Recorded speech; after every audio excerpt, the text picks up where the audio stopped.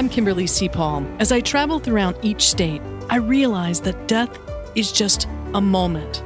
It is how we live until that moment that matters. Finding connection with friends, family, and complete strangers. Journey with me. This is the Live Well, Die Well Tour.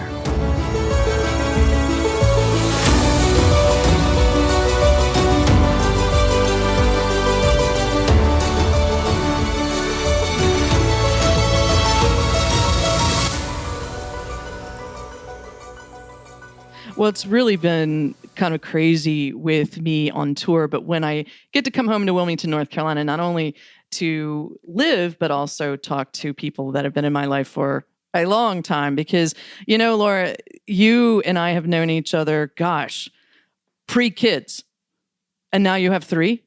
I have three. Tell me their ages again. They're 12, 9, and 5. So 7th grade, 3rd grade, and I have a kindergartner. That is insane. It is. How did you grow up before me? Well, I don't know where all the years are going now, because the kindergartner, we were just talking the other day that she was just a baby, you know, and now she's out of the house. So it's crazy. It's crazy. But I'm here today with Laura Sterner only because our paths are starting to cross, which is really, really exciting. So I've known you for a while prior to kids, and you left the corporate world just like me. I did. So what are you doing? First, Kim, I just want to say I'm grateful we've had the opportunity to reconnect. It's been awesome to hear your voice and see your face after so many years. And I really admire what you've been doing. You kind of dropped everything to be a ripple effect for your cause, and that's super admirable. So, oh, thanks. Yeah. So for me, I left the corporate world. It was all about kids. So, I was working for a contract research organization, and those are the companies hired to do clinical trials for pharma. I was loving life. It was travel across the country, big hospitals every week, and new people, new things, which is awesome for a young professional. Didn't quite fit the mold for the mom and me after I had Addie. So Bob and I decided I'd leave work and stay at home with her. And really, that's kind of where my personal wellness journey jump-started. And Bob is your husband that I have known. I don't think I've ever known you guys without each other. So Yep. He's a funny 20 guy. years. Yeah. What? 20 years. Yes. Holy shit. That is crazy. Well, you know what I love being on this Live Well, Die Well tour that I did. I've discovered really closely how much we have in common. And there's so many things that the average person doesn't realize what living well is. And what I've discovered is pretty much 80% of your health comes from what you ingest. And, you know, I was researching you, looking at your website, and I'm like, oh my gosh, she thinks the same thing. And so what are your thoughts on that?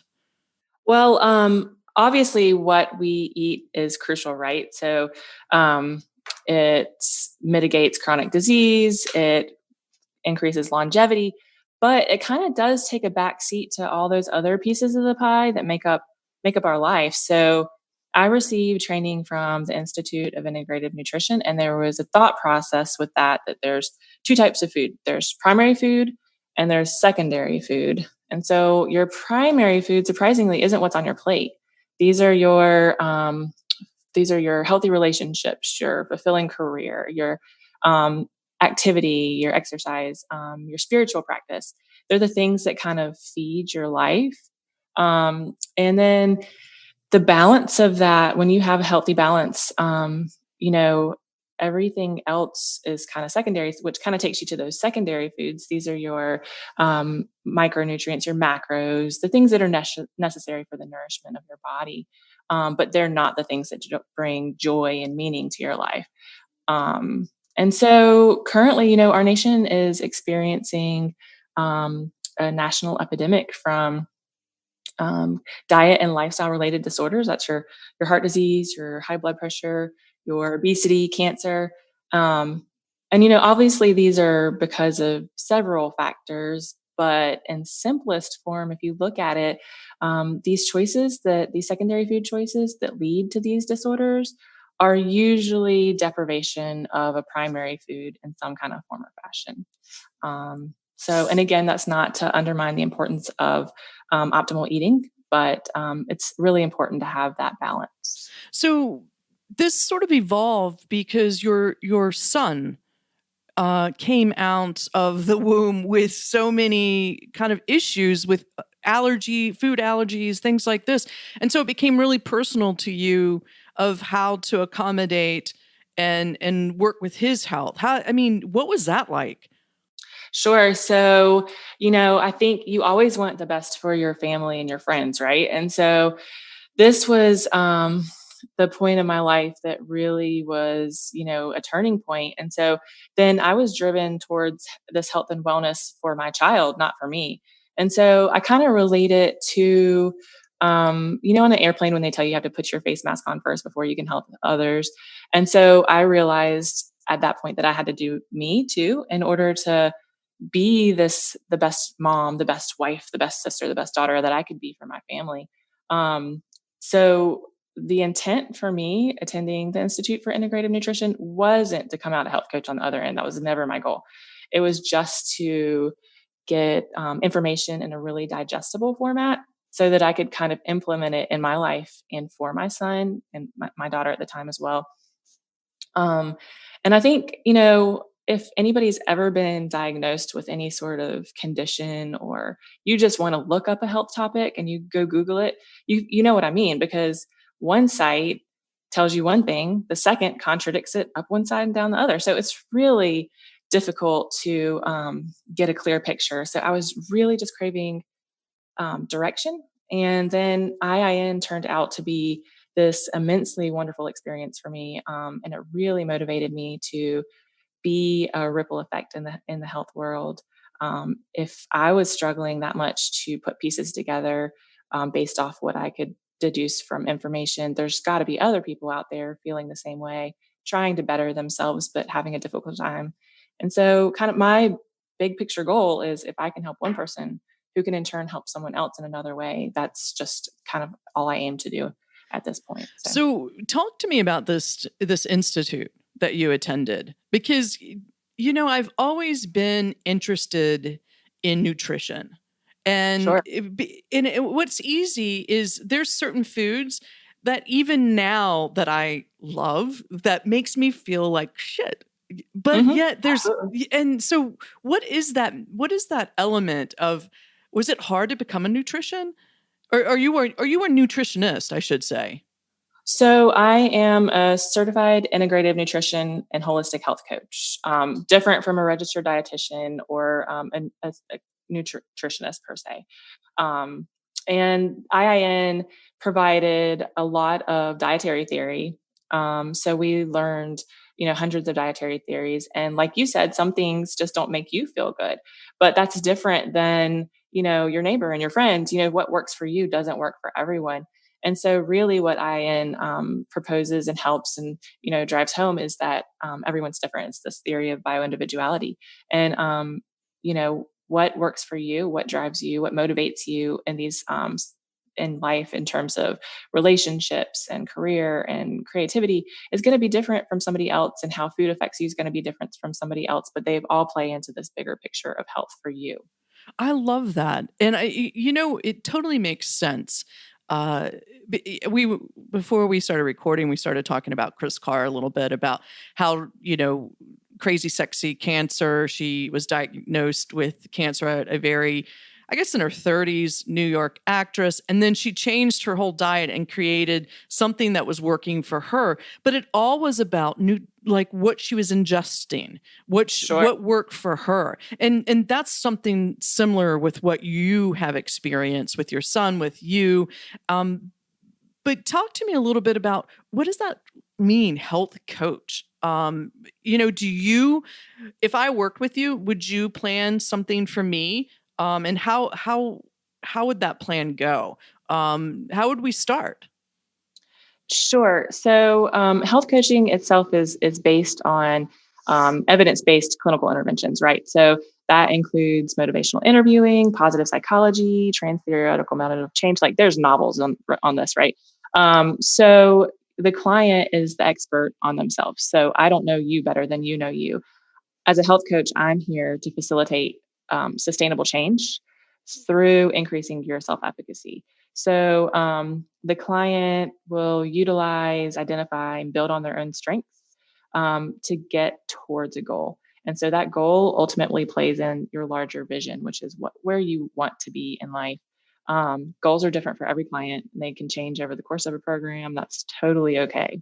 Well, what is the perfect client? Is it someone like me? Good question. So I don't see there being a perfect client. So everybody's different. So we all have our own. Again, this plays into that theory of bioindividuality. So Kimberly, so say we're the same age, we live on the same street, parenting style is similar. We eat the same foods, we go to the same schools, et cetera, right? And so our internal and external factors are going to affect us totally differently, despite the fact we are growing up in a similar way. So, for example, say we each have a death in our family.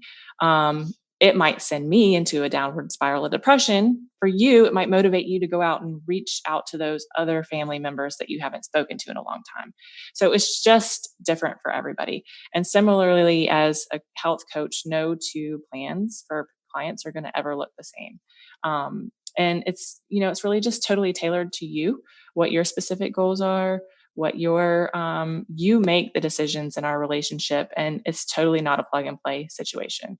Um, and, I can't really think of any one person who wouldn't want to make changes for the better in their life. That could be career change. It could be something as simple as getting those 8-ounce glasses of water in a day. And, that's kind of where a health coach comes in. It's the accountability, helping you to identify those little steps that it takes to get to your big goals. So I need you. Let's do it. Let's do it. Yeah. I want to hire you. I really need really badly accountability in my life. Sure. I mean, I would love. Okay. I think I really do want to work with you because I need your knowledge and I don't have that. But so what I'm thinking, especially working in Wilmington and working with hospice and things like this, we always had like doctor refers patients to us. Do physicians and healthcare providers, can they refer to someone like you? Oh, absolutely. And vice versa. So there's situations that fall outside my scope of practice all the time in which I refer, especially in the mental health arena.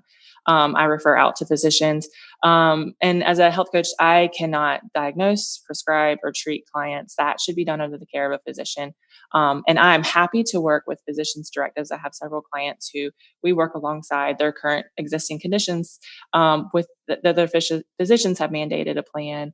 And that's great. So what we found is, unfortunately, in the healthcare system, physicians can't spend as much time as they want to with every patient. And a health coach can kind of bridge that gap. So whether it's in their actual clinic setting or outside the office, health coaches can build that one-on-one relationship that can help make these sustainable life changes and, really figuring out the root cause of your ailment, help mitigate the symptoms in the meantime, but then figuring out a way to get that underlying goal or issue resolved. And, coaching research has shown that the quality of the coach-client relationship is the best predictor of the client's success. Do you feel like this is going to radically change, like, I call it disease management system, our healthcare, because I feel like everybody needs someone like you, especially, I mean, do you help people with an exercise plan and even along that as well? Sure. So, again, you are the driver of what your goals are. So if you come and say, my goal is just to maximize your potential. So that's kind of connecting the dots between where you are and where you want to be. And in that, say, you come and say, I want to exercise more. So what does that look like? That's, what's worked well in the past for you? What have you really, really enjoyed doing for exercise? How many days would be your ultimate goal? And what would be the least amount you would want to do in the day? Do you like to listen to music? Do you like to listen to a podcast? Who's your accountability at home that can help motivate you to get to the gym and get your goals done? How do you get motivated to get up and do it before work versus hitting the snooze button? And, what does success look like for you? You really do know me. It's so true.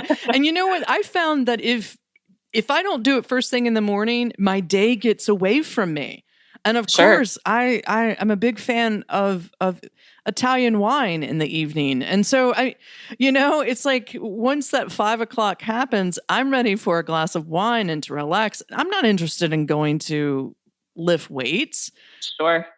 No, we all have our our day planned out, right? And the things that we expect to get done. And so that's another part of it is what happens. How can you give yourself grace when you get to that 5 o'clock mark and you haven't gotten your exercise in? At that point, what do you do?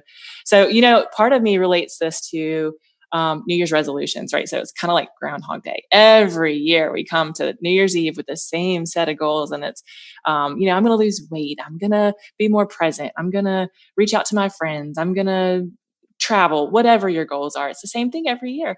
And it's interesting because we go into it full throttle, right? And then we hit that burnout before the end of January because we haven't identified those little tasks that it takes to get to the bigger goal. And so you kind of set yourself up for failure in the beginning because you're just not prepared to tackle it in the most conclusive manner. Well, I've had to rationalize stuff in my own mind, which can be dangerous. But I do feel like, I do feel like meditating and having a ritual in the morning is best for me. And my cousin Betsy, she's I guess she is a personal coach and exercise fiend, and she says it like this. It goes, if you brush your teeth every 3 or 4 weeks, you're going to have issues. You're never going to see results. But if you brush your teeth every day, you don't sometimes recognize what you're doing. It's those little things that make the big change. No, I love that. That's a great analogy. Yes. And that's that's the sustainable change that people are looking for, right? Right. Because, when just like the other day, getting back into my house, I lifted weights in my home gym here and I was sore the next day. I was just like, maybe I need a day off already. It's like, how to, it's so bad. But, I spend more time in my own mind making excuses of why I don't want or shouldn't do that instead of, okay, I've wasted 30 minutes when I could have had a nice workout. Sure. And it does things for me mentally. Totally mentally. If I do it in the morning, it sets the day. I notice when I work out in the morning, even if it's for just 30 minutes, it sort of dictates even my whole food regimen. Sure. Makes sense. Well, no, yeah, and I love that you have this morning routine. I think that's great. There's, a lot of research that shows that increases your productivity through the day, and it decreases that, cortisol release, that fight or flight in the morning, that sets yourself up for that, calmer demeanor during the day. And yes, no, you have to evaluate what does weightlifting do for you? What is the outcome of that? Why are you talking yourself down from it? Because what is the other thing that you're doing that is taking the place of that time? So, it just has to be priority for you in a real goal. So how do people work with you? I mean, is this covered under insurance, or is this like a private pay, or do you do packages? How in my mind can I work with you and set that up? Sure. So I'm excited to say that as of January 2020, health coaches now have CPT codes. So these are the American Medical Association publishes medical codes for procedures to be billable. Really? Yes. So now health coaches have the opportunity to sit for a national board certifying exam for health and wellness coaches, which allows our services to be billable, which is really exciting. So I am taking that next Tuesday. Woo! Lots of good vibes and love. Please. Yeah. Totally send them. Yes. So currently, right now it is private for me, but there are a lot of health coaches that work with physicians. We actually have, I don't know if you have heard of Dean Ornish. He's he's a cardiologist that works nationwide across the country. And really? he has a clinic here at New Hanover, and he has health coaches on staff for his patients. So I love it's really that. exciting. Yeah. So the industry is definitely picking up has exciting things on the horizon. So do you work with people via Zoom, especially with all this COVID and the global pandemic? I mean, how is that working with you, or do you work face to face with individuals, or both? both. So I can really, whatever format the client or group desires. Most of my clients post COVID have gone to phone sessions, which is working out really well. I'm happy to meet in person. That's, if that's your preference. I do have a couple of clients that meet in person still, and we just, obviously follow executive order. And then I have a couple out of town clients that have always been via phone, and that works just fine, phone and text. And then Facebook classes. So intermittently, I'll run some Facebook classes that can accommodate larger groups. Wow. So tell me how people can find you. I mean, I have your number. So, I mean, I'm really serious. I want to work with you. I need accountability. All right. Well, call me when you're ready. I'd love that. So I have a Facebook page. It's at Sterner Integrative Wellness, or through my website at laurasterner.com. So for And more information, they can just check out your website. Any local physicians, even other physicians. It's actually, it really is about finding someone that you work well together. absolutely. And I might not be the right health coach for you, right? It's totally about that relationship. And if we can build that, then perfect, because the evidence-based research shows that that is the best predictor of client outcomes. And I have a whole host of colleagues. So if I'm not it for you, let me know. We can find somebody who fits your goals and personality style. That's totally my goal, is to just bring a higher level of well-being for you. And if it's not through me, then let's find the person that can do that for you. I've known you for a while, and you were born to do this. You have the Oh, greatest personality to be, and the awesome thing is your son motivated you to even look at yourself and what you were doing. So this is your personal story. This is your calling, I feel. I mean, I'm so excited for you. oh, thank you, Kimberly. No, I love it. I found so much joy in it, and so much joy in watching other people just find themselves and find a quality of life they haven't had before. It's just really, really inspiring to watch other people hit goals and do things for themselves. So I love it. But before I let you go though, tell me, what is your routine? So morning, I get up early because I try to hit off the crazy that happens when the kids are getting ready for school. Sure, sure. And that involves packing their lunches, usually to a podcast or something along those lines, because just keep it quiet. Um, I typically do a smoothie in the morning. I get my exercise in the morning, start the day similar to how you felt about getting your guys Sure. knocked out. And then, it's usually clients through the day and extracurriculars at night. So You have a full schedule with 3 kids. Well, I should include 4 kids with Bob is the Bob. biggest Yeah. that I have for sure. Again, give us your website one more time. It's laurasterner.com. And if anyone ever has any topics they'd like discussed, not even with me directly, just, drop a question on the Facebook page, and I'm happy to throw some info out or hit that, more direct. So Well, I am definitely going to call you. can't wait. I really want to have a health coach because I do believe living well really opens the door to so many things, and of course, dying well is important to me, and how that spectrum happens. Especially with COVID, this pandemic, everyone's thinking about how can I live well. It doesn't mean and you're right. It's like that means so different to whoever is interpreting that. And so I am definitely going to buzz you. We're going to do coffee, and I want you to come back so you can tell my listeners that I am actually doing this. We're going to talk Because about your goals. Yeah, yeah, we got you, girl. yeah, live well to die well. But I also feel, it's really important that we realize how fragile life is, especially during this time. Um, so yeah, it's about living well for me. Totally.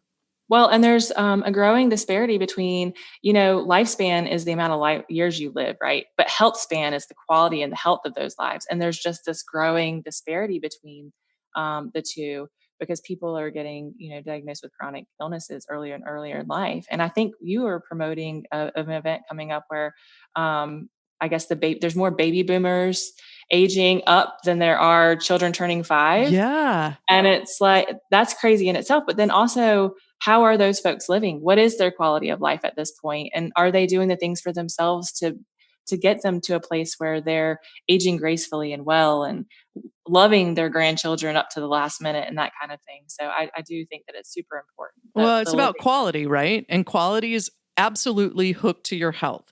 And if you I mean, I don't want to go into the hospital. That's where Right. sick people are. And so Right. if I can change how I eat and how I treat myself and my body to live a better quality of life, then that's what's important to me. Absolutely. And I'm so thrilled that you're gonna totally pass this exam next week. And you can actually bill, and this is gonna open up a lot of opportunity for health coaches. I had no idea that physicians were utilizing health coaches the way they are, which is exciting. No, it's a growing industry and it's so exciting. And it's exciting to see that the trend is trending towards health and advocacy for yourself and awareness. A lot of times it's just, I don't think it is. I think it's naivety for the most part, just not knowing, being told one thing by a food industry, but it, leading you down a path that, um, you know, requires a lot of interventions on the other side. So it's exciting. It's exciting where this is going, and I hope that more people can benefit in some way, form, or fashion from health coaching and the services that it has to offer. Well, I look forward to our coffee, and I'm absolutely going to promote what it is and what you're doing. I think it's amazing, and I think that it has been something that has been really needed throughout the healthcare system, in my opinion. So I look forward to working with you, my new health coach. Great, me too. Yay! Well, look, thank you so much. It's so great I love Zoom because now I get to see people when I record, but it's so good to see your face. Oh my gosh, you too, Kimberly. Thank you so much for having me on. I really, really appreciate it. And I will be in touch. I can't wait. All right, girl. Have a good day. Take care. You too. Bye. Thanks for joining us today. And remember, you're the designer. This podcast is produced by Jason Andre with 7 Season Films. If you're interested in telling your story via podcast, look him up. You can find him at 7seasonfilms.com.